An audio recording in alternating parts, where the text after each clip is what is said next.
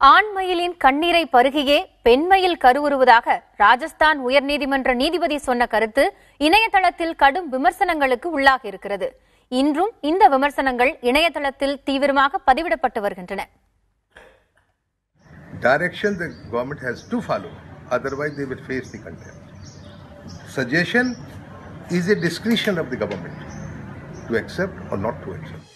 நாட்டின் தேசிய விலங்காக பசுவை அறிவிக்க வேண்டும் என்று வழக்கொன்றின் தீர்ப்பின் போது பரிந்துரைத்த ராஜஸ்தான் உயர்நீதிமன்ற நீதிபதி மகேஷ் சந்த் சர்மா அதற்கான நடவடிக்கைகளை மாநில அரசு எடுக்க வேண்டும் என்றார்.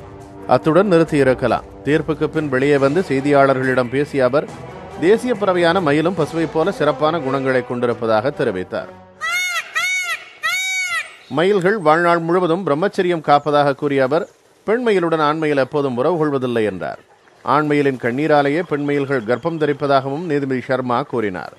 இதனால்தான் பகவான் கிருஷ்ணர் கூட மயில் தொகையை அணிந்தார் என்று நீதிபதி சர்மா கூறிய கூற்று இணையதளத்திற்கு பெரும் தீனி போட்டது போல் ஆகியிருக்கிறது. மயில்களின் காட்சிகளை பெருமளவில் பதிவேற்றி அவற்றை பற்றி நீதிபதி தெரிந்து கொள்ளட்டும் என்று சில பதிவர்கள் பதிவிட்டுள்ளனர்.